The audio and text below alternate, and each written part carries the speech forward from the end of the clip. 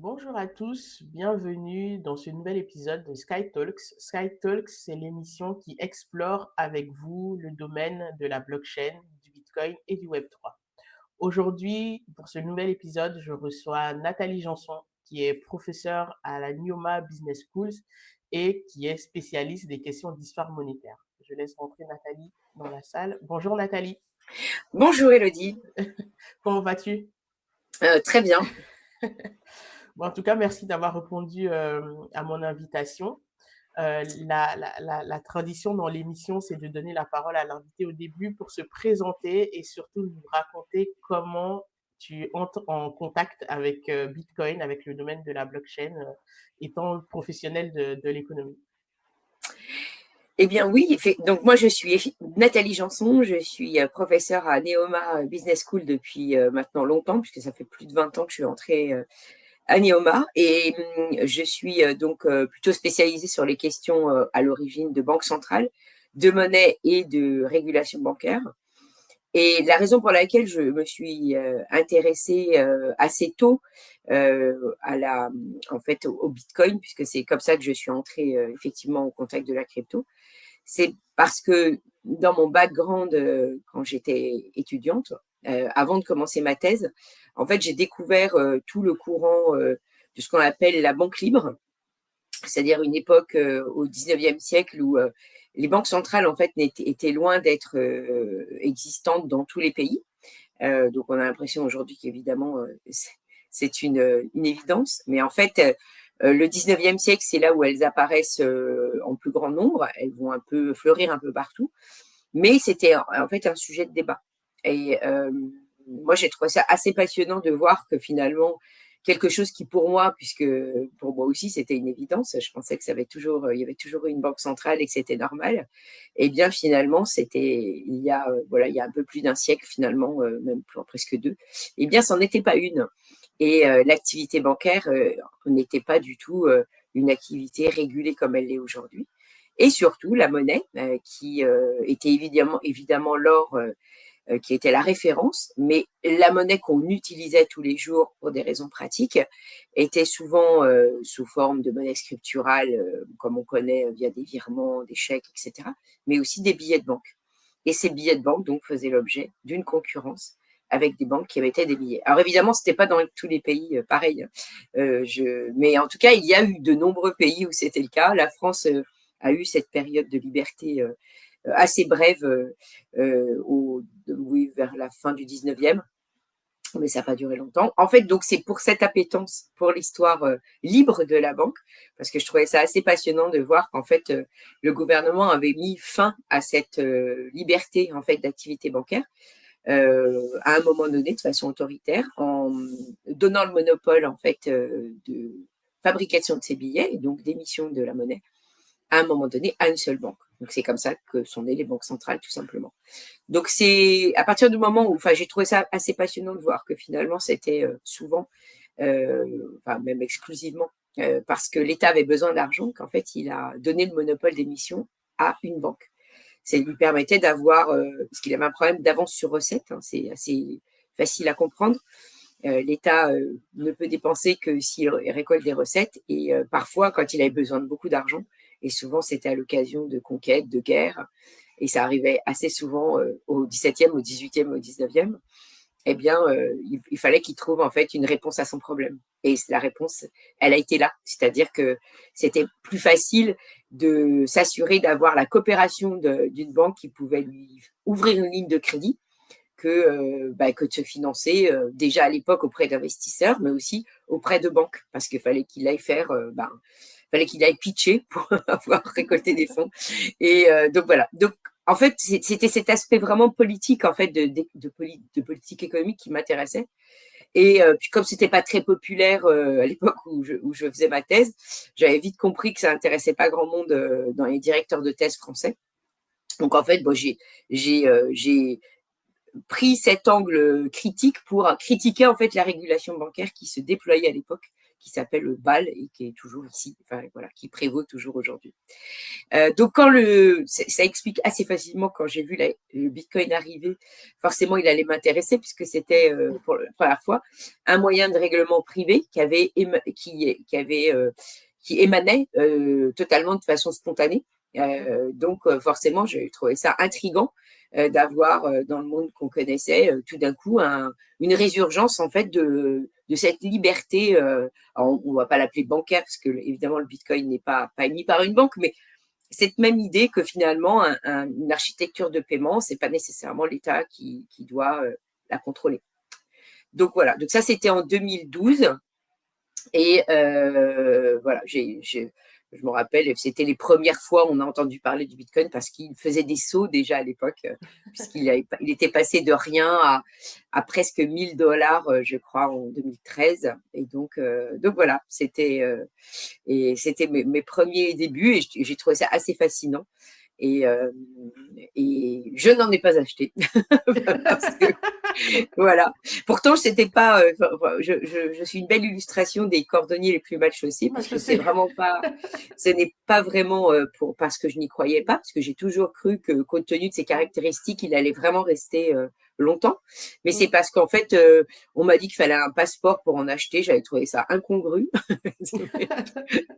Et comme moi, Ouais, je n'étais pas une technicienne, je ne minais pas sur mon ordinateur. Donc, bah voilà, j'ai laissé. Et voilà, bah, c'était. Mais en tout cas, voilà. Donc, moi, c'était vraiment assez légitime, en fait. C'est vraiment pas une surprise compte tenu de mes centres d'intérêt.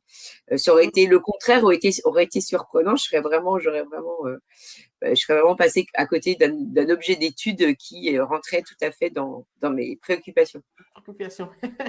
Donc tu es rentré vraiment par on va dire la curiosité de l'objet. Et Exactement. surtout aussi parce que de ce que je retiens de ce que tu disais, c'est que tu avais aussi une conviction sur le fait que bah, une monnaie libre en fait où la concurrence des monnaies en fait était quelque chose en fait de souhaitable dans une économie. Oui, oui, tout à fait. Bah, Mm. j'ai été contre l'euro, non pas parce que l'Europe me plaît pas, mais parce que la façon dont l'euro était fait, j'étais pas convaincue puisque c'était un euro politique. Enfin, en fait, ma conviction primaire avec cette connaissance en fait de l'émergence du système bancaire et monétaire, pour moi, c'est la monnaie résout des problèmes de marché. Et j'avais pas l'impression que l'euro venait résoudre des problèmes de marché. Voilà. Donc, et donc, pour la même raison, je trouve que le Bitcoin est intéressant parce qu'il résout des problèmes de marché. Donc, on voit que c'est un peu toujours la même idée qui m'anime, c'est-à-dire que je pense qu'une monnaie ou qu'un paiement, ça va rester parce que ça résout un problème de marché. Voilà. D'accord. Et quand tu dis un problème de marché, parce que récemment, je m'intéressais un peu justement à l'histoire de l'euro et dans les raisons qui étaient avancées, c'était notamment pour éviter les frictions en fait sur tout ce qui était change entre les différents pays de la zone. Mmh. Donc, est-ce que ça, c'est pas un problème de marché que l'euro résout? Oui, oui, bien sûr, mais il était déjà résolu par l'utilisation, par exemple, du Deutschmark. Donc, en fait, on D'accord. avait une monnaie européenne Mm, qui avait une zone de circulation et d'utilisation bon, qui variait avec le temps. Alors, c'est vrai que les Allemands, contrairement aux Américains, n'ont jamais vraiment souhaité euh, être une monnaie dominante dans la mesure où eux, ils voulaient beaucoup contrôler la quantité qu'ils émettaient. Donc, c'est vrai que d'accord. c'était un petit peu contradictoire parce qu'on sait que quand on a une monnaie qui est demandée par des autres pays, ben, on est obligé d'accepter d'en fournir pour les autres pays. Et c'est vrai que les Allemands avaient une petite limite avec cette utilisation, puisqu'en fait, eux, ils étaient vraiment pas toujours prêts en fait à jouer ce rôle-là. Mais la monnaie européenne, elle existait déjà, voilà, parce que la monnaie allemande était la monnaie de référence. Et d'ailleurs, on peut voir aujourd'hui que l'euro, elle occupe la même place qu'occupait le Deutschmark avant qu'on passe à l'euro. En fait, on n'a pas progressé. Ouais. Voilà. On, Donc, on l'a renommé un peu. on l'a renommé, et puis on se doute bien que pour des histoires de géopolitique, en fait, personne ne voulait adopter le Deutschmark comme étant la monnaie européenne. Mais de, de fait, c'était le Deutschmark qui était la monnaie européenne. Ouais, et puis surtout, bah, vu le passif entre certains pays et l'Allemagne, ça aurait été peut-être un peu Voilà. compliqué de C'est choisir pour une ça, monnaie historiquement alternative. parlant, c'était très délicat comme passage. Mm, Et donc, on a préféré faire autrement. Mais néanmoins, effectivement, les frais de change peuvent être une barrière, mais c'est une barrière qui se résout assez vite. On voit bien au niveau de l'utilisation des monnaies, au niveau du commerce international. On n'en a pas beaucoup en général. On en mm, utilise. Il y a une tendance à la centralisation parce que c'est des économies de réseau. Et ouais, donc, il y a des monnaies qui émergent comme ça, qui sont utilisées en règlement assez facilement. tout à fait. Bah, du coup, le dollar, hein, clairement, Voilà, c'est clairement la monnaie. c'est quelque- et du coup, moi, ça m'emmène à une question. Pour toi, comment tu définis en fait une monnaie? Est-ce que la notion en fait de liberté, de concurrence fait partie pour toi de la définition en fait d'une monnaie? Alors, je ne sais pas si elle fait vraiment partie de la définition, mais dans une certaine mesure, oui, parce que, en fait, une monnaie, si on la prend dans sa définition très générale, c'est un moyen généralisé de paiement. On va qualifier de monnaie quelque chose en fait qui va être accepté le plus largement possible par le plus grand nombre. Souvent, elle n'a pas besoin d'être imposée par la loi pour l'être, puisque si elle n'a pas les qualités pour être monnaie, c'est-à-dire d'être acceptée par tout le monde parce que justement, elle rend des services de liquidité et elle est également, elle offre une certaine stabilité parce que dans le temps, parce qu'en fait, la stabilité, elle est très importante pour pouvoir se projeter dans l'avenir. Donc, on sait bien que les entreprises, elles se projettent en permanence dans l'avenir. Donc, elles ont besoin effectivement d'utiliser une monnaie qui permette d'accompagner leurs projets. Donc, si on l'entend dans ce sens-là, c'est vrai que une monnaie peut difficilement être librement acceptée parce que si elle est imposée et c'est justement parce qu'elle ne remplit pas ses caractéristiques. Et dans ce cas-là, elle ne sert à rien. Et là, on peut le voir dans les pays où justement elle a été imposée à un moment donné et alors qu'elle ne remplissait pas son rôle. C'est en général dans les pays souvent d'Amérique latine, avec des hyperinflations importantes, on voit bien qu'en fait, les personnes à qui on impose cette monnaie, ou comme aujourd'hui au Liban ou en Turquie, avec des taux d'inflation élevés, et bien dans ces cas-là, la population en fait va se rebeller, c'est-à-dire qu'elle va quand même devoir la détenir parce qu'elle n'a pas le choix, mais dans ce cas-là, elle va la dépenser. Et c'est ce qui entretient l'hyperinflation. Parce qu'en fait, si on me demande d'utiliser une monnaie dont je ne veux pas, parce qu'elle ne rend pas les services habituels, ben en fait, je vais m'en débarrasser pour détenir des biens qui, eux, vont au moins me rendre des services, des denrées pour manger, des moyens de transport, enfin ce qu'on veut, mais en fait, je ne vais pas la garder. Et dans ces cas-là, on dit qu'on la chasse, c'est-à-dire que et c'est là où la mauvaise monnaie chasse la bonne. En fait, c'est une fausse image, hein, c'est juste de dire qu'en fait, tu dépenses la mauvaise parce que tu sais qu'elle n'est pas bonne et tu vas garder la bonne parce qu'elle te permet de traverser le temps. D'accord. Parce que c'est très intéressant la dernière phrase quand tu dis elle permet de traverser le temps. Donc, dans l'une des fonctions de la monnaie, pour toi, ça inclut aussi le fait de pouvoir conserver en fait de La valeur. l'énergie, la valeur. Voilà.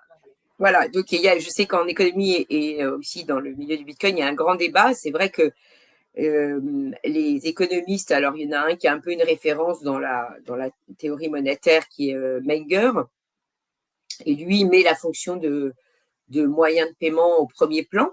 Et c'est vrai que dans une certaine mesure, elle est importante je l'utilise parce que je sais que les personnes autour de moi l'acceptent. Hein, donc, c'est sûr que le moyen de paiement est prime. Mais néanmoins, si on n'a pas une petite dimension temporelle qui s'ajoute, elle va quand même être limitée dans son utilisation. Puisque, comme je disais, la monnaie, elle est surtout acceptée parce que les personnes qui l'utilisent savent qu'elles vont pouvoir se projeter dans l'avenir avec des projets. Donc, parce que c'est les entreprises qui sont les plus grosses utilisatrices, évidemment, de moyens de paiement, de par leur activité. c'est pas nous, le grand public, on l'utilise, mais l'utilisation la plus importante, c'est les entreprises. Les entreprises, elles vont se projeter en permanence pour pouvoir projeter leur production, leurs produits, leurs nouveaux produits, leurs nouveaux processus. Et pour ça, il faut qu'elles aient une monnaie qui leur permette de faire des calculs. Et c'est là où effectivement, on a une conjonction de moyens de paiement et de réserve de valeur. C'est-à-dire que je peux me projeter dans le temps et je peux projeter des chiffres. C'est ça. Ouais, en tout cas, sans vouloir passer tout de suite à la Oui, suite, mais ça fait penser aux caractéristiques aussi de Bitcoin parce qu'effectivement, il y a ce débat-là oui, entre les deux utilisations de tout à non, fait. on devrait garder tous les Bitcoins et non, on devrait les dépenser, qui revient très souvent. Oui, oui, complètement. Alors là, effectivement, dans cet univers-là, la question est renforcée. Mm. C'est vraiment un grand problème. Mm. Bah, et surtout qu'on est, on est encore dans la phase où on compare Bitcoin en fait par rapport aux monnaies fiduciaires. Donc c'est vrai que c'est très tentant de se dire bah non en fait le Bitcoin il vaudra tellement plus entre guillemets en fait par rapport à sa valeur d'aujourd'hui si on la compare en fait à du dollar que vaut mieux en garder plutôt que de le dépenser pour acheter Oui, des oui, biens et services. oui, oui, tout à fait. Et c'est vrai que certains disent que c'est à cause de ça que le Bitcoin sera une monnaie exclusive parce que comme elle n'est pas élastique, c'est-à-dire Mm. elle a un, elle a un montant fini, eh bien, elle pourra pas être une monnaie de circulation parce que Oui, l'argument que tu viens de donner va dominer en fait. La majorité des détenteurs vont préférer ne pas le dépenser et par conséquent, ça va bloquer son utilisation en paiement. exactement, Tout à fait. effectivement. Bon, en tout cas, aujourd'hui, c'est le cas. Bah, moi, de par mon activité, je le constate. Et que bah, dans les paiements, en tout cas en crypto, les stablecoins ont plus, en tout cas, les gens ont plus facilement tendance à dépenser des stablecoins que du bitcoin pour payer. Donc voilà, ça Oui, se vérifie. oui, oui. Ah non, non, c'est clairement vérifié aujourd'hui puisque oui, oui, dans la pratique, étant donné qu'il y a des, euh, des stablecoins qui, qui ont émergé pour justement résoudre des problèmes d'instabilité. Effectivement, aujourd'hui, le public va plus utiliser le stable en paiement. D'ailleurs, ça s'est vu beaucoup dans les pays d'Amérique latine que je citais auparavant, c'est-à-dire dans les pays où très vite on a vu l'intérêt du Bitcoin parce que justement ces pays avaient des gros problèmes de stabilité monétaire. Dans ce cas-là, il était évident qu'il était plus pratique dans l'utilisation quotidienne d'utiliser un stable que d'utiliser le Bitcoin directement. Et effectivement, on a vu cette, cette différence d'utilisation dans le quotidien avec le stablecoin qui domine. Et si on regarde le marché argentin, enfin, je veux dire, tous les marchés d'Amérique latine, c'est vraiment le stable qui triomphe en termes de paiement et pas le Bitcoin. Oui, oui, Parce que tout à fait. le Bitcoin, lui, il reste. Oui, oui, complètement. Mm.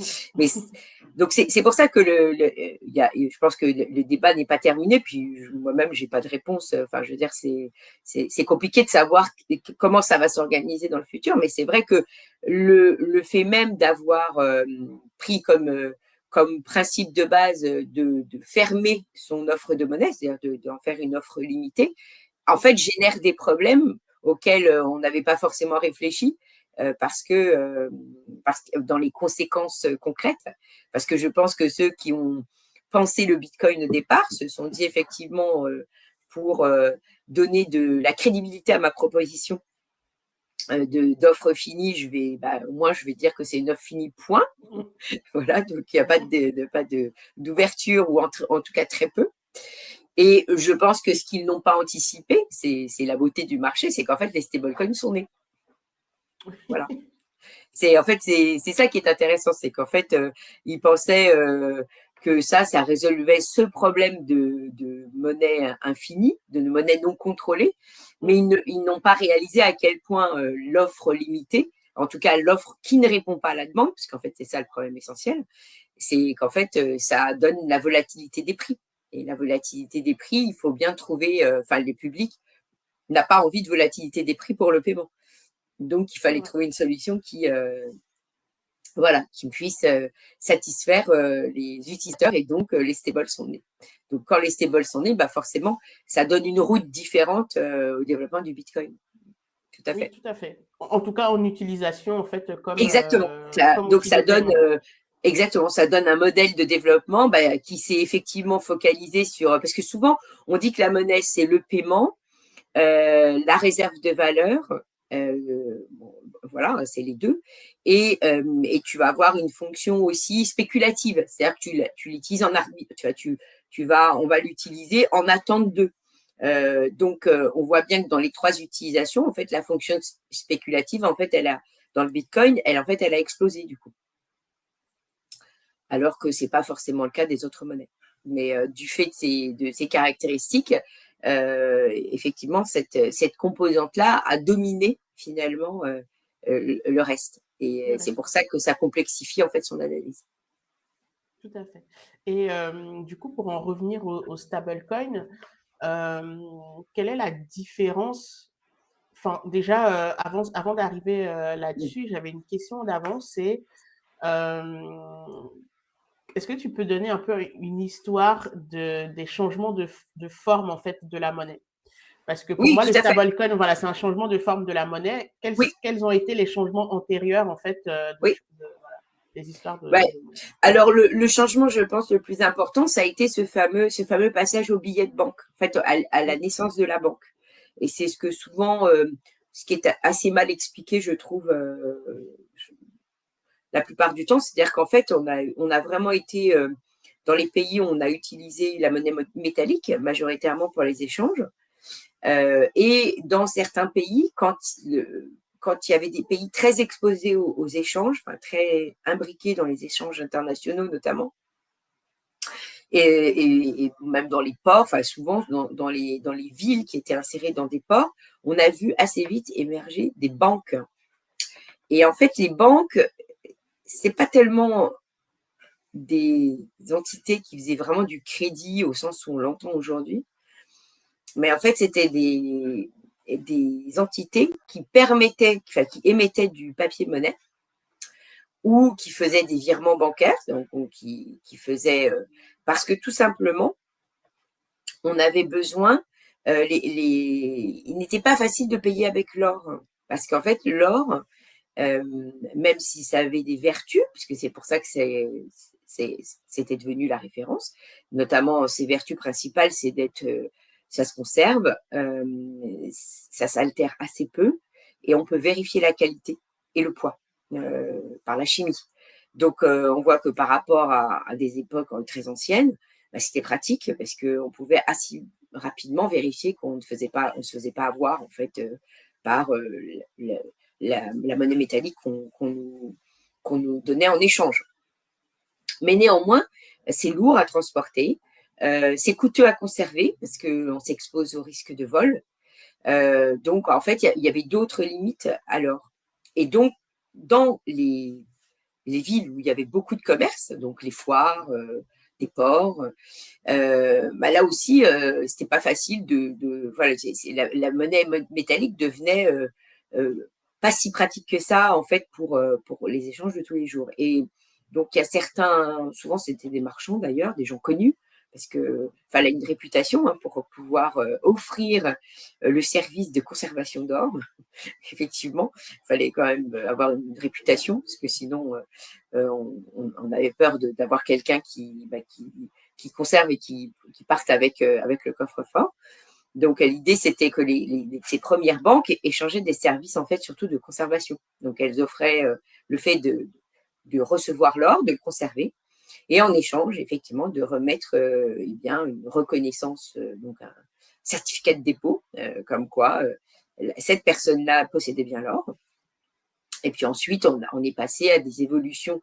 Une fois que le billet a été émis, donc ça, c'était la première transformation majeure, eh bien, on a commencé à avoir des billets qui n'étaient plus nominatifs, mais qui étaient au porteur, parce qu'on s'est vite rendu compte qu'un billet avec le nom de la personne dessus, c'était compliqué, parce qu'il fallait du coup que ce soit reconnaissant exactement le stock que la personne détenait, alors que si on prenait un billet au porteur, c'était plus facile. C'était juste la banque qui, elle, prenait ce risque de porter le nom. Et donc, c'est comme ça qu'en fait, le billet s'est généralisé dans son utilisation et ça a facilité beaucoup les échanges. D'ailleurs, à ce propos, la France était très en retard parce qu'elle elle a été longtemps effectivement sur l'or et pas sur les billets. Mais il faut aussi dire qu'elle a eu des expériences malheureuses avec le billet, notamment les assignats. Donc, c'est vrai qu'on a, voilà, on n'a pas eu de chance. Mais il y a des pays comme, par exemple, enfin, des villes comme la cité de Venise qui étaient très en avance sur l'utilisation du billet de banque. C'est pour ça que dans certains pays, l'histoire des billets de banque privés a été beaucoup plus longue que dans d'autres. Donc, c'est vrai qu'en France, l'histoire du billet de banque privé a été très faible, très peu développée, puisque de toute façon, la création, enfin, la généralisation entre guillemets du billet de banque, c'est vraiment Napoléon. Donc voilà, c'est quand même assez tardif par rapport à d'autres histoires, puisque quand on parle de la cité de Venise, on peut remonter au Moyen-Âge. Hein. Et d'ailleurs, c'est la même chose aux Pays-Bas, qui sont des pays où le commerce était très important. Donc on voit bien qu'en fait, la monnaie, à nouveau, ça vient résoudre des problèmes, même la forme monétaire qu'elle prend. Donc là, le billet, c'était une révolution qui a duré longtemps. Et après les révolutions, il faut attendre la carte bancaire pour avoir une autre révolution. Et on voit que c'est intéressant parce que on voit que à fur et à mesure, on a des problèmes de sécurité qui se posent de différentes façons.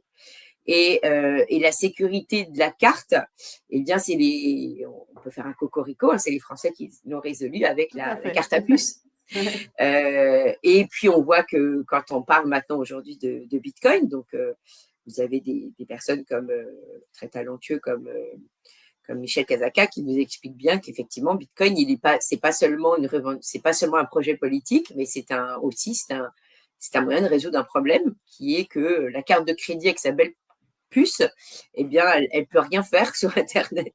C'est-à-dire que la sécurité n'est pas assurée. Donc voilà. Donc on voit qu'effectivement, les évolutions sont portées en fait par des problèmes à résoudre, des problèmes en fait de commerce. Parce que là, c'est clair, hein, on voit le commerce dans les foires, les fêtes, l'or c'est pas pratique dans les ports. Alors on va avoir un billet de banque et puis après on s'aperçoit que le billet de banque, c'est pareil, il peut être contrefait, il peut être voilà. Donc ça c'est tout le XXe siècle, hein, avec on se rappellera des gens qui dérobaient des banques, toutes ces belles époques où on avait malheureusement des gens qui se faisaient, les commerçants aussi qui étaient exposés au risque de se faire cambrioler. Et voilà, un problème, une solution, la carte, qui évite de transporter des espèces et qui permet en fait aux commerçants et aux banques d'être moins exposés. Et donc en fait, c'est toujours la même histoire finalement qui se répète et on voit qu'on vient résoudre des problèmes de sécurité de paiement. Et là, effectivement, dans cette dernière branche que représente la blockchain, la blockchain, elle vient résoudre des problèmes de paiement dans le monde digital, parce que dans le monde digital, on copie facilement. Voilà, il y a plein de problèmes qui sont posés.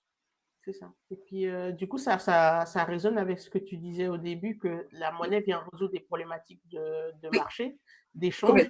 Et donc, comme on a basculé en fait dans un monde digital, il fallait aussi une monnaie en fait qui est adaptée à ce monde-là. Complètement. Et là, vraiment, je trouve que c'est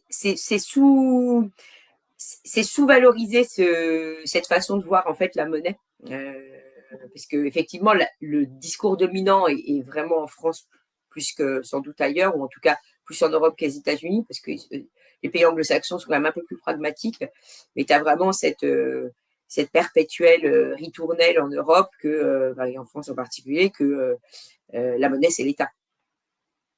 Voilà. Donc, alors qu'en fait, non, pas du tout. La monnaie, alors que l'État ait voulu s'emparer de la monnaie, oui, il n'y a aucun doute, mais la monnaie, c'est pas l'État. La monnaie, c'est la vie de tous les jours et c'est là pour faciliter la vie, c'est tout. Donc, le quotidien des gens. Donc, ça n'a rien à voir avec l'État. Mais que l'État veuille s'en emparer, ça, on n'a pas de, il n'y a aucun problème, on a bien compris. Mais Ouais, on a c'est bien un compris. autre sujet. C'est clair. Justement, en fait, c'est cette vision de la monnaie. Moi, je la vois aussi, en fait, quand j'explique Bitcoin. En fait, les gens on va dire, ils ont toujours ce réflexe de se dire, mais qui est central, qui régule, en fait, tout ça, qui en est le propriétaire. Enfin, il y a toujours cette notion, en fait, de ramener la monnaie à un rôle régalien, en fait, de l'État ou d'une banque centrale, de quelqu'un, en fait, qui gouverne ça. Or, ce que tu dis, c'est que c'est relativement nouveau, en fait, dans l'histoire de l'humanité, qu'on ait, en fait, des entités comme ça qui centralisent la monnaie. En tout cas, autant centralisatrice, mais bon, ça va aussi avec le fait qu'on a des pays plus centralisés aussi dans leur gestion. Ouais. Parce que de toute façon, dans n'importe quelle époque, même romaine, celui qui avait le pouvoir mettait le grappin sur la monnaie à un moment donné, de toute façon. Ça, il n'y a pas de doute. Mais c'était effectivement dans une différent, quoi. Ouais. On avait la concurrence des royaumes dans ce cas-là.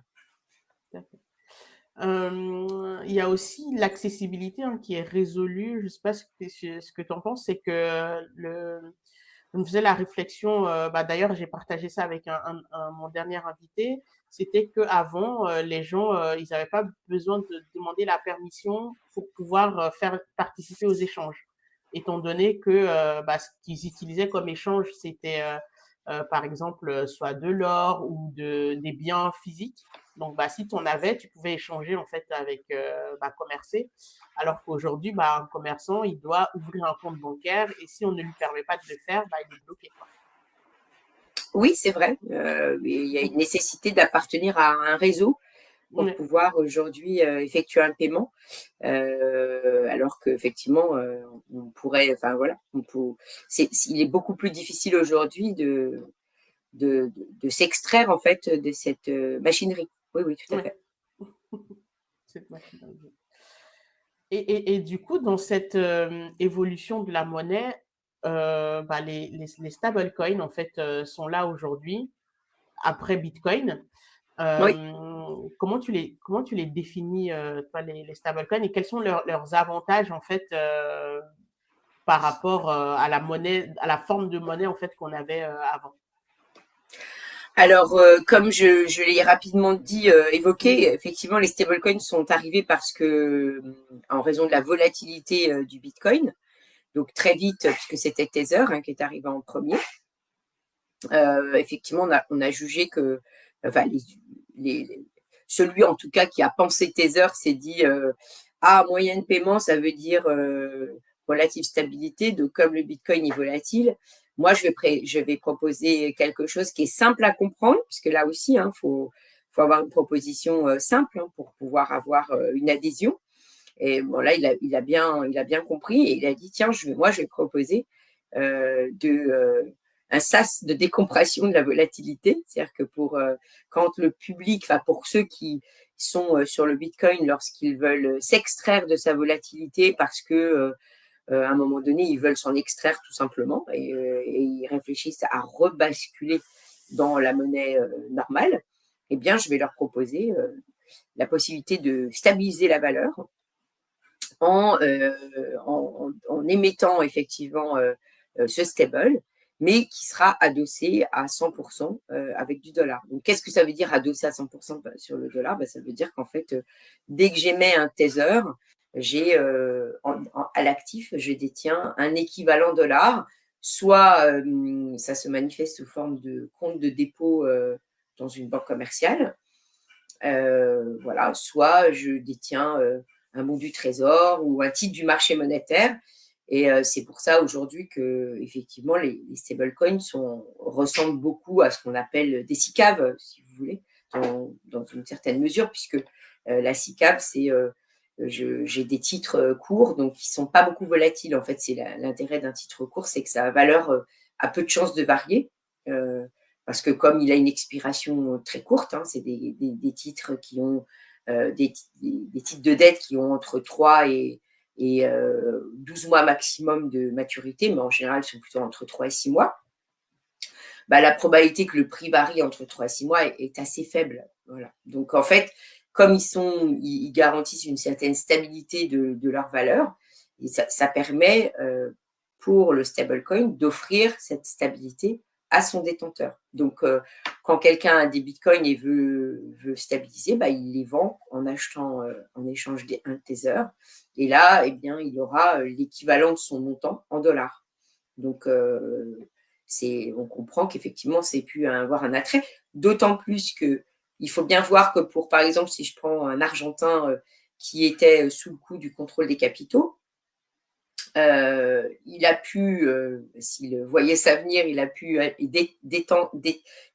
détenir en fait des bitcoins ou parce qu'il avait du cash, il a pu à un moment donné réussir quand même à détenir du bitcoin.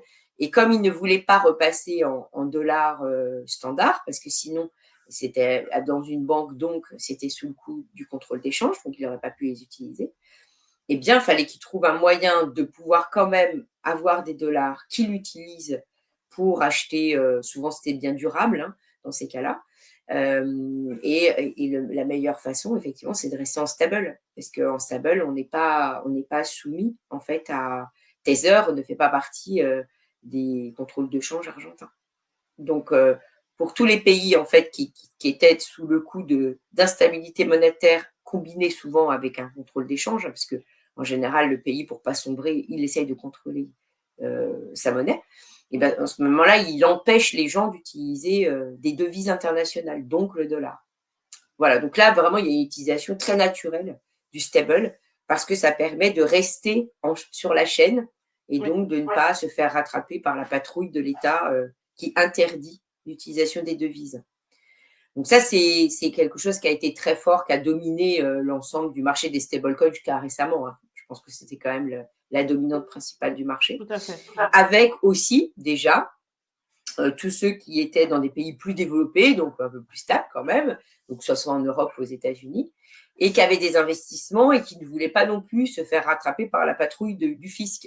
donc, tant qu'ils étaient en chaîne, ils n'étaient pas en transformation, donc ce n'était pas comptabilisé dans les plus-values, et donc ils ne passaient pas par la case départ de la fiscalité. Voilà, ça c'était aussi une des grandes utilisations. Voilà. Et puis aujourd'hui, effectivement, avec maintenant que ça c'est un peu plus, enfin qu'on connaît plus les stablecoins, il y en a qui se sont effectivement rendus compte que c'était des moyens de paiement internationaux plus efficaces que ceux qu'on utilise, c'est-à-dire quand on paye avec nos comptes bancaires, parce que, en particulier quand on est une petite structure et encore pire quand on est un particulier, parce que le temps d'exécution est beaucoup plus rapide, puisque le stable, il s'exécute tout de suite, alors que pour des frais moindres, alors qu'en fait, quand vous faites un paiement international via un compte bancaire ou une carte, eh bien, vous avez tous les intermédiaires qui vont prendre au passage un pourcentage. Et ça a fait beaucoup à la fin. Donc là, je lisais ce matin un article du FT, parce qu'il y a beaucoup d'articles qui paraissent en ce moment sur le sujet. Et je crois que le marché est estimé à 245 milliards de dollars pour les frais de paiement internationaux, et que le principal de ces frais, ce sont les banques qui les capturent, en fait. Hein, c'est elle la plus grande qui fonctionne le plus, et que par conséquent, le stable, il est très concurrentiel de ce point de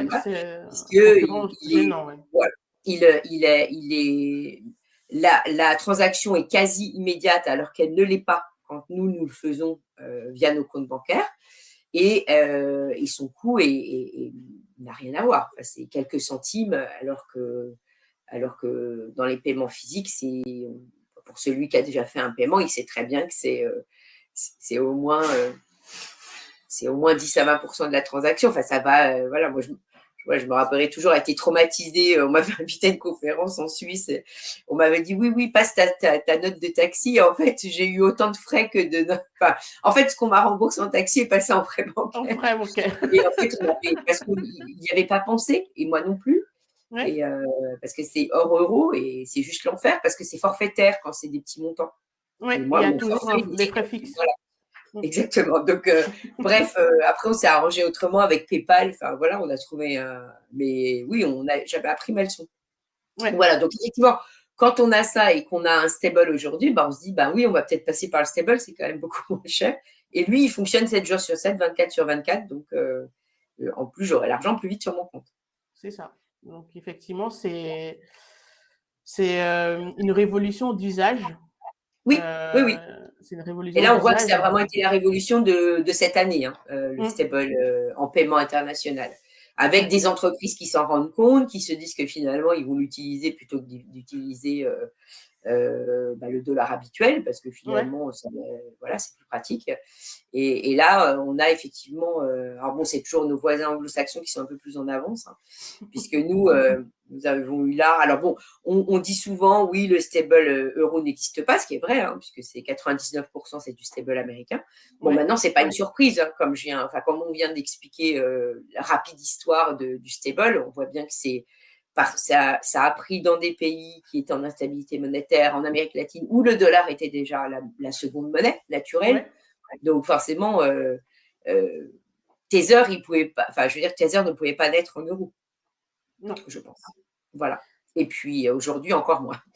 Et puis voilà, avec la réglementation maintenant, Ouais. on en a rajouté une couche, quoi. Oui, et une couche d'autant plus préoccupante, à nouveau, c'est une critique qui, je trouve, insuffisamment adressée, mais elle est d'autant plus importante qu'en fait, elle va vraiment sur la composition des réserves, en plus de plein d'autres choses. Elle a une obligation de composition des réserves qui est anti-économique pour le stable, parce que quand on regarde Tether, son histoire, Tether est né dans un contexte d'intérêt très bas. Ouais, Il est né à l'époque de tous les quantitative easing à répétition. Et sa façon de survivre, compte tenu de son business model, c'était d'investir dans des fonds monétaires, surtout sur les billets de trésorerie, parce que c'était les plus rémunérateurs. En tout cas, c'était ceux qui n'avaient pas des taux d'intérêt négatifs. Donc, si on lui impose de détenir du cash et des titres publics, à l'époque, il fait faillite, quoi. Il ne peut pas résister. Donc, c'est vraiment une incompréhension totale de la part des autorités de ce qu'est le business model des stables que d'avoir mis ça, ou alors une volonté évidente de le faire mourir. tout à Puisque fait. pour le moment, tout va bien, les taux d'intérêt sont positifs. Voilà, Mm. c'est pour ça d'ailleurs que Tether gagne beaucoup d'argent. Et quand on regarde l'évolution de la composition de ses réserves, il est passé de commercial paper, qui est donc le billet de trésorerie, à 80%, à 80% de titres publics aujourd'hui, de bons du trésor. Mais ce n'est pas parce qu'il aime le bon du trésor, c'est parce qu'il a besoin de pas beaucoup de risques. Donc là, aujourd'hui, comme les taux sont élevés, il se reporte sur le bon du trésor qui est peu risqué avec des taux élevés. Et voilà. Mais à l'époque, il était obligé d'aller sur le commercial paper parce que sinon, il faisait faillite. Et il a aussi une posture qu'il a depuis longtemps. Lui, il ne va pas dans les banques. Il n'a pas de compte il ne veut pas du cash sous forme de dépôt, là, quasiment Ouais. pas. Donc là, en Europe, il ne peut pas. C'est vraiment contre ça. Enfin, c'est tout ce qui est à l'opposé de sa philosophie. C'est ça, Et c'est aussi une question de philosophie. Et puis, je pense que même au début, je pense qu'il y avait très peu de banques sur Terre, en fait, qui l'auraient oui, suivi comme en ça. plus, c'est possible, oui, qu'il aurait accepté. Oui, oui, tout à fait.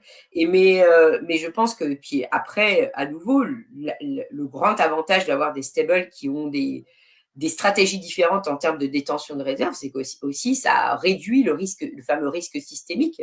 Parce que Exactement. si tu as des stables qui ont tous la même composition, ils vont tous, les valeurs qu'ils ont en réserve vont toutes baisser en même temps si C'est jamais ça. un risque se matérialise. Et il y a donc un autre épisode assez intéressant pour montrer qu'effectivement, c'est contre-productif de vouloir imposer la composition des réserves. C'est l'épisode de 2023 avec la Silicon Valley Bank et Oui, Circle qui tout se à fait. retrouvent prisonniers. Parce que Mm. justement, Circle, lui, du coup, dépègue, il va en dessous de 1 parce qu'il a ce problème de réserve. Mais Tether, pas du tout. Parce que justement, il n'est pas exposé. Donc, il faut bien des stables avec des modèles différents. Comme ça, au moins, Exactement. le public, lui, il choisit, fait son marché et il détient ce qu'il veut de par la composition des réserves Et c'est pas compliqué, c'est vraiment pas compliqué de savoir quelles sont les réserves d'un stable. Et puis même, ça rajoute une couche de protection en fait pour les utilisateurs parce qu'effectivement, c'est ce qui a été mis en avant en fait pour avoir cette réglementation. Donc le fait de permettre une diversification en fait des sous-jacents entre guillemets, ça permet aussi de limiter Tout le à fait. risque. Oui. Et là, il faut vraiment batailler parce qu'en fait, ils disent l'opposé, quoi. Tout à fait. Tu leur dis, bah non, le risque systémique, c'est toi qui le crée. Il n'existait pas jusqu'à maintenant, le risque systémique. Ou en tout cas, il était peu élevé. C'est ça. Justement, en parlant de risque systémique, là, avec Genius Act, Oui. quelle est la lecture en fait que tu as de ce texte? Est-ce que ça va pas créer une trop forte demande en fait du dollar, ce qui va faire que le dollar va se diluer parce que ils seront obligés d'en émettre beaucoup, puisque tout le monde en veut via les stablecoins? Ou comment tu vois les choses? Alors, en réalité, le Genius Act peut être une bonne, mais aussi une mauvaise nouvelle en fait pour les stables privés, je pense. Parce que déjà, il y a quand même une certaine obligation de composition de réserve qui est dedans. Donc, il faudra obligatoirement avoir des titres d'État. Donc, si je reviens à mon discours du début de l'histoire de Tether, au début de l'histoire de Tether, il n'y avait pas de bons du trésor ou très peu. Donc, c'est quand même très problématique. La deuxième chose, c'est que je crois qu'il y a aussi une obligation de détention de cash. Donc, à nouveau, on retrouve des problématiques que Tether n'aime pas beaucoup. Et d'ailleurs, je ne sais pas comment il va se comporter par rapport au Genius Act. S'il va en fait, parce que s'il s'incorpore aux États-Unis, enfin s'il devient, parce que pour le moment, il n'est pas, il ne relève pas de la réglementation américaine, puisqu'il n'est pas américain en tant que société. Mais évidemment, il va avoir des barrières s'il ne devient pas américain, parce qu'il y aura sans doute, et il y a une chose qui est aussi, alors pour le moment, qui n'est pas dans le Genius Act, mais qui est potentiellement dans des versions modifiées, c'est la discussion sur le fait de faire partie des stablecoins qui sont compliant avec la loi américaine et qui auraient une attache avec les banques et notamment aussi avec la Federal Reserve. Donc, aurait aussi une possibilité d'avoir leurs réserves en cash auprès de la Banque centrale. Et l'idée, ce serait de dire que ceux-là sont de meilleure qualité que les autres. Donc, en fait, ce qui pourrait, le futur qui peut inquiéter des stablecoins privés dans le futur, en particulier Tether, qui était quand même un petit peu le vilain petit canard de la bande, en tout cas celui qui était un peu anti-État, c'est qu'en fait, s'il continue avec sa stratégie, il pourrait se retrouver avec une situation dans laquelle il ne pourrait plus être un contre un, parce que, par exemple, il n'aurait pas accepté d'avoir des réserves auprès de la Banque centrale. Donc, Dans il ce pourrait être cas-là, dépeg du coup. exactement. En fait, ils sont en train de parler qu'on ferait des taux de change. Il y aurait les stablecoins qui ont des réserves auprès de la Banque centrale qui seraient 1-1 et les autres. Voilà. Et ça, on comprend l'avantage, pourquoi on peut se diriger là-dessus. Enfin, en tout cas, je fais confiance au lobby bancaire pour bien appuyer là-dessus, parce que eux, ils ont naturellement des réserves auprès de la Banque centrale. Donc, eux, il n'y a pas de problème. Donc, comme on sait bien que les banques les banques américaines réfléchissent depuis quand même quelques temps à émettre leur propre stablecoin, et qu'avec le Genius Act, de facto, elles le peuvent sans problème, parce qu'elles sont compliant par nature déjà. Donc, elles n'ont pas de problème de compliance avec le Genius Act. Eh bien, elles appuient pour ça, parce que ça leur donnera un avantage. Voilà, donc on en est là. Donc, c'est un peu… moi je crains que ce soit le début de la fin pour les stables privés, pour être très honnête. Ouais. Parce que malgré tout, on est dans un espèce de mainstream bancaire qui va reprendre le pouvoir. Donc, moi, je crains le pire. Ouais. Donc, elles vont pas… Pour le marché américain, je pense que pour le marché international, c'est pas dit. Je pense que Tether est bien implanté et qu'il y a une vraie demande, un vrai marché. Pour le marché américain, je suis un peu moins optimiste. Je pense que le Genius Act va donner un biais favorable aux stables privés bancaires, ou alors un comme Circle qui est très qui est très favorable à se faire, voilà, à se faire copain-copain avec le système bancaire. Il l'a que dit déjà, déjà, hein, il l'avait dit, voilà, c'est oui, ça. il l'avait déjà dit à l'occasion de ses déboires avec, la Silicon Valley Bank. Il avait clairement dit, ah, mais moi, je veux bien me faire assurer auprès enfin, être La assuré Fed. par le FDIC en échange de détenir mes réserves à la Fed. Donc, Ouais. je pense que lui, il est clairement sur un modèle, je veux bien être une institution normale, je veux bien être une banque. Mais bon, je pense qu'eux, ils vont quand même avoir une problématique de positionnement parce que quand on voit JP Morgan qui est en train de tokeniser ses dépôts, on se dit que le modèle de Circle va quand même être malmené parce que si on tokenise un dépôt, c'est en termes de rentabilité, c'est mieux qu'un stable, hein, parce qu'un dépôt, c'est à réserve fractionnaire. Donc, c'est plus rentable qu'un stable. Il faut bien s'apercevoir qu'un stable, c'est coûteux, un stable, puisqu'il faut détenir la même chose à l'actif. Ouais. Quand vous êtes un dépôt, vous êtes en fractionnaire, vous ne détendez pas la même chose, donc c'est moins coûteux en coût de détention de réserve. Donc, un circle contre un dépôt tokenisé, moi, je pense que les utilisateurs, ils vont avoir droit à être rémunérés.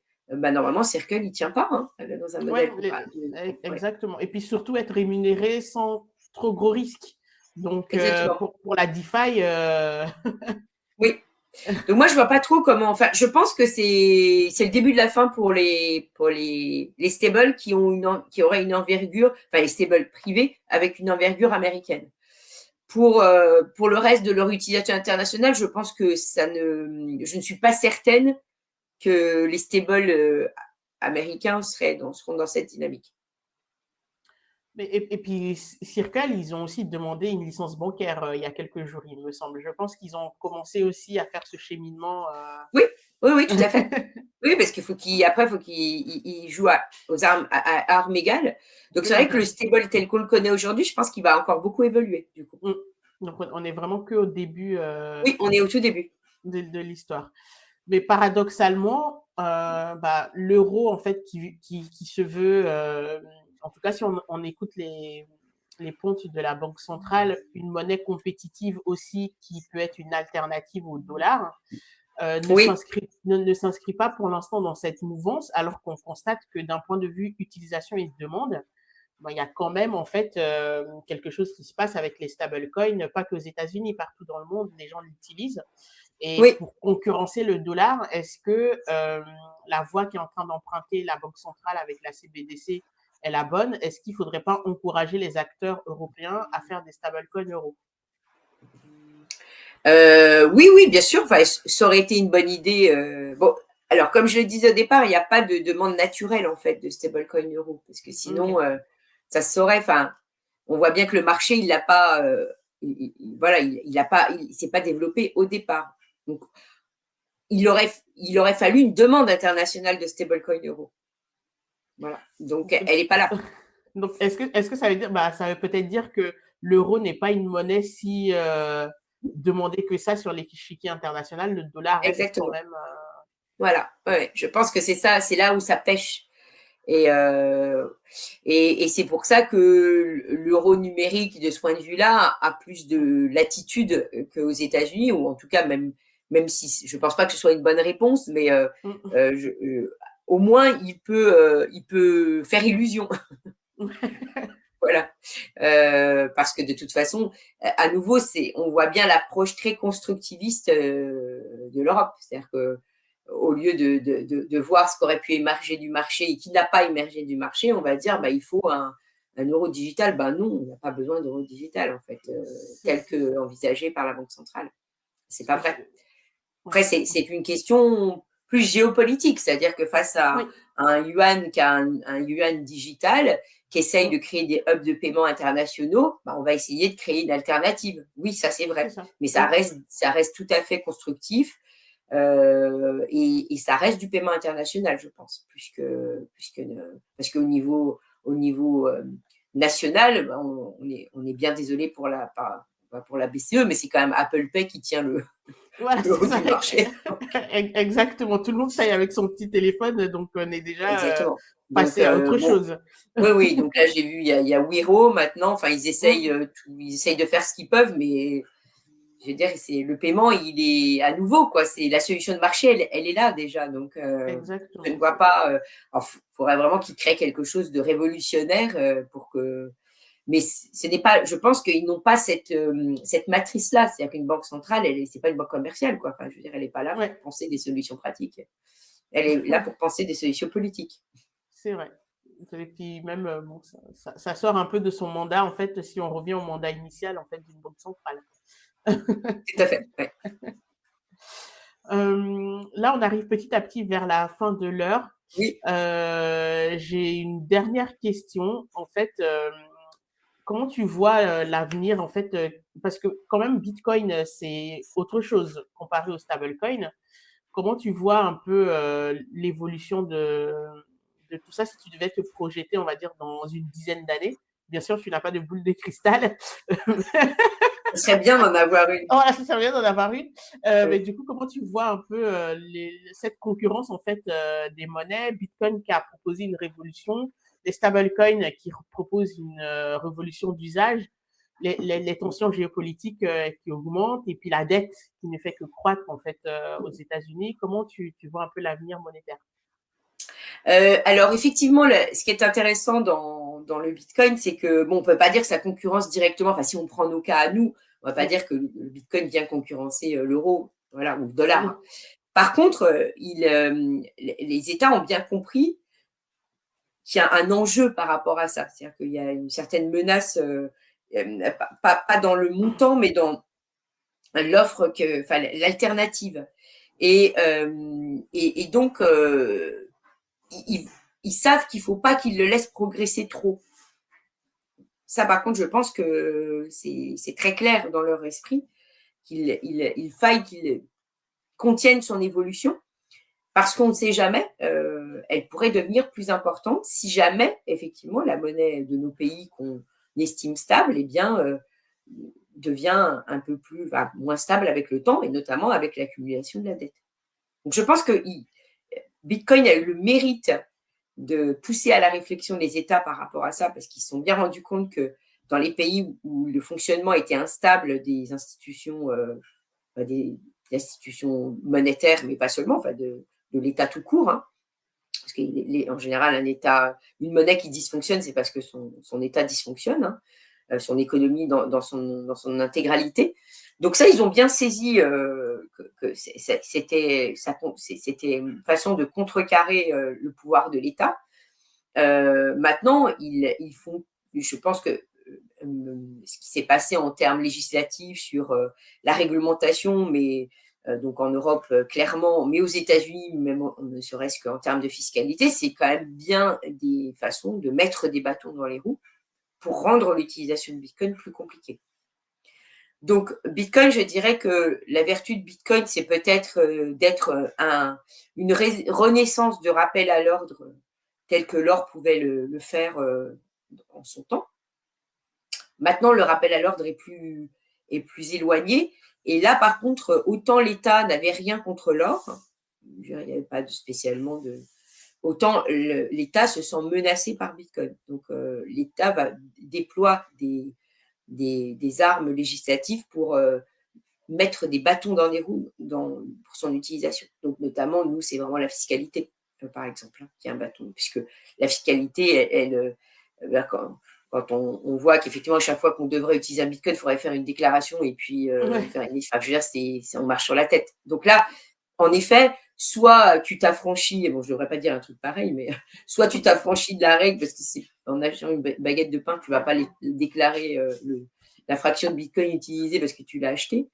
Et soit effectivement, tu n'utilises jamais le Bitcoin. Mais effectivement, ça pousse à ne pas utiliser le Bitcoin en matière de paiement. C'est clair. Oui. Donc ça, c'est la seule, je dirais, c'est la marge d'action la plus importante de l'État, effectivement, c'est d'empêcher, sans interdire, puisque nos États n'interdisent pas d'utiliser le Bitcoin en paiement, ils le poussent, enfin, on est poussé à ne pas le faire parce que ça devient trop compliqué fiscalement, voilà. Ouais. Et donc, mais néanmoins, ça n'empêchera pas Bitcoin de prospérer, puisque si effectivement on a des incertitudes sur l'évolution de la dette, on a des mini-crises, etc. Bitcoin reste un refuge, et on le voit bien à travers son appréciation, à travers le temps, en dépit de tout ce que les autres peuvent dire, il a une progression, quand on regarde la courbe sur le temps long, ce n'est qu'une augmentation. Donc, ça veut dire qu'on est à chaque point, à chaque fois qu'on a atteint le plus haut, le plus bas de chaque cycle, on était plus haut que le dernier point bas. C'est-à-dire qu'en fait, il n'est jamais plus bas que le précédent point. C'est ce qui montre que donc il a une tendance à la hausse. Et je pense que cette tendance à la hausse, il va la conserver parce qu'effectivement, c'est quand même de par son architecture et le fait qu'il ait un montant fini, on le dit qu'il est déflationniste par construction. Et par conséquent, c'est quand même une réserve de valeur potentielle qui en fait augmente dans son aspect. Enfin, il y a plus de monde aujourd'hui qui ont compris qu'effectivement, c'était une réserve de valeur dans le long terme. Oui. Donc, c'est pour ça que alors, à moins qu'après, il y ait une innovation qui le batte au niveau de la sécurité, je pense. Bon, bah là, peut-être que ce sera fini aussi. Mais il sera détrôné. Mais c'est la seule révolution. Enfin, voilà, c'est une révolution technologique qui pourrait le détrôner, c'est tout. Un autre modèle révolutionnaire, je ne sais pas, qu'on rendrait l'utilisation plus simple, par exemple, qui aurait des caractéristiques de sécurité similaires, mais avec une utilisation encore plus simple pour l'utilisateur final. Donc, en tout cas, on est sur quelque chose qui, selon toi, va plutôt être une réserve, étant donné que les États, en fait, mettent les bâtons dans les roues pour le côté utilisation comme outil de paiement, mais les gens ont tendance à le conserver comme actif rare. Voilà, c'est ça, oui, comme actif de réserve. Tout à fait. Okay. Ça marche. Merci beaucoup, Nathalie. Je t'en prie, Elodie. Et puis, en tout cas, merci pour tous ces éclaircissements. C'était 1 heure, je ne l'ai même pas vu passer. Tellement, moi non plus, d'ailleurs. Je ne croyais pas que c'était déjà 1 heure. C'est ça, le temps est vite passé. Mais en tout cas, merci. Et je pense que j'aurai l'occasion de te réinviter pour qu'on continue ces échanges qui étaient super avec grand plaisir, en tout cas. Merci beaucoup pour l'invitation. Et puis, bonne continuation. Et puis, j'espère que cette interview trouvera son public, en tout cas. Tout à fait. Merci beaucoup, Nathalie.